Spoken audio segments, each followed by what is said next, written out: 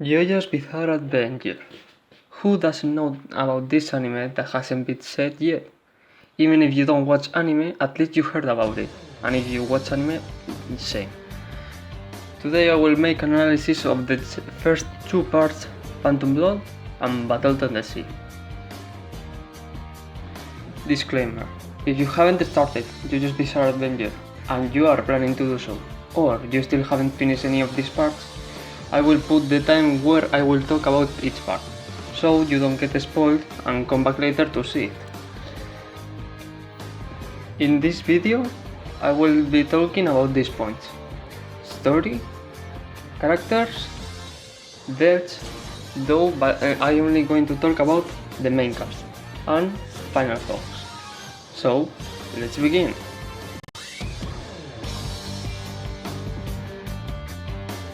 Phantom Blood, the first part of the series, located in England of the 1880s, where a boy named Dio Brando is transferred to the Joestar family since the father of the family, George Joestar, owned to Dio's father. After Dio arrived to the family, he was trying to destroy the life of Jonathan Joestar, the son of the family and protagonist of this part. They would spend many years together until they were 20 years old, where is killed by Dio, George is killed by Dio, then Dio becomes a vampire, and Jonathan, along with Will A. Shepley, his Hammond mentor, and Speedwagon, go to his castle to defeat him. During the trip to the castle, Shepley loses his life, but before that, he gives his last strength to Jonathan, making him stronger with Hammond and able to fight Dio at full power, which he defeats. Later, after his wedding with Elena, Jonathan gets attacked by Dio and in the process loses the life, with Elena living with a baby and the next Joestar that she has to United States.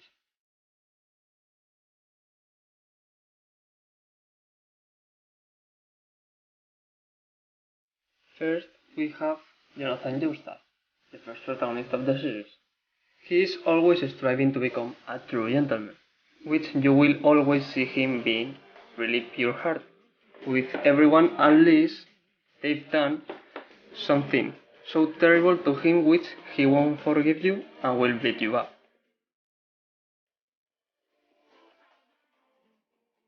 Will A. Shepley is the Hammond mentor of Jonathan, a power that they use via breeding. He already got a destiny of his own, that is to die. He has a connection with the stone mask, which made Dio a vampire. He was in a shade with the mask that someone put and started to kill everyone, so he was there to stop it.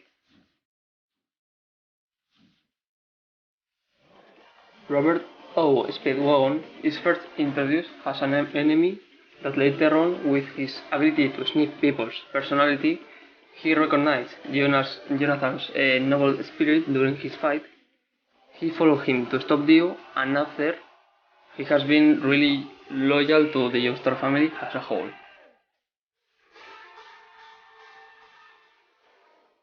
Elena is the girl Jonathan was in love with. Her appearance was short, like she barely does anything because she appears in 3 episodes during the part, and it's not like those appearances in those episodes is really that important.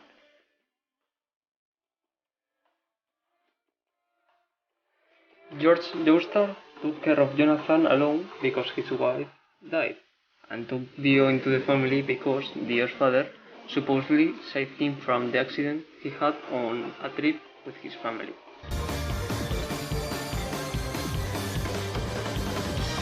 Dio Brando is the main antagonist. His bad behavior could be because of how poorly he did with his dad in the past, and why he was really bad person with Jonathan to take everything from him. He left his humanity aside to turn into a vampire for the rest of his life.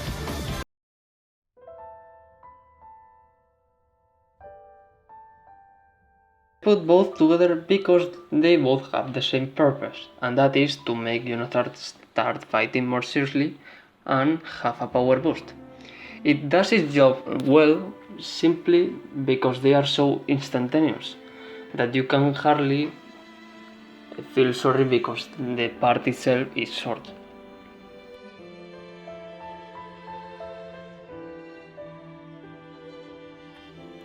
However, with Jonathan, you can actually feel bad for him because he's the protagonist. You've been with him since the beginning, and you see how he uses his life to protect both her wife and his future son, sacrificing. Though, compared to what comes later to this part,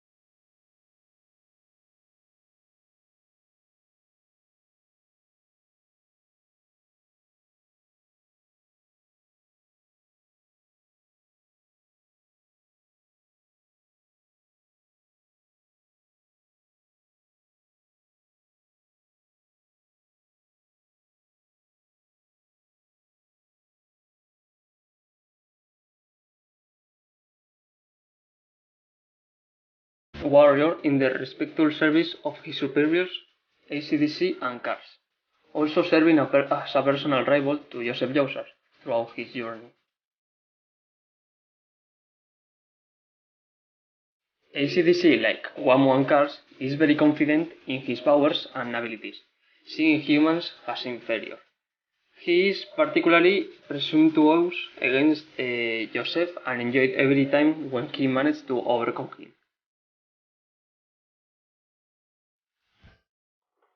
In this case, there is only one death in the main cast, but even with one only is to this day one of the best examples of sacrifice, at least in my opinion. Caesar's death is really one of the saddest moments in Jojo's, yet also one of the most mean, but that is not the point.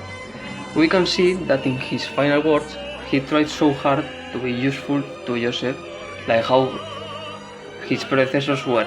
So in his last effort, he gave his last strength to Joseph to defeat Kars and Wamu, as if he were together with him. To be honest, I sometimes still cry for this moment. The music, the reactions of the characters to it, and the fact that I get way too sentimental with deaths in anime.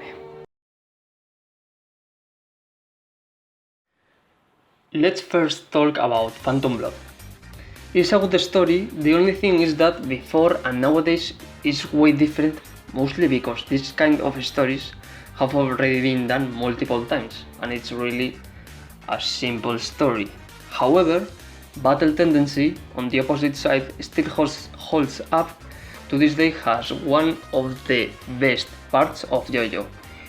It has great characters, really original story, good combination of funny and sad moments. Without any of these parts, the story wouldn't have been the same, and are great beginners for what we have right now and what it is to come. If you've seen the video to this moment, thank you so much for watching again. Like I said in the previous video, everything that doesn't belong to me, or the music, etc., will be linked down below.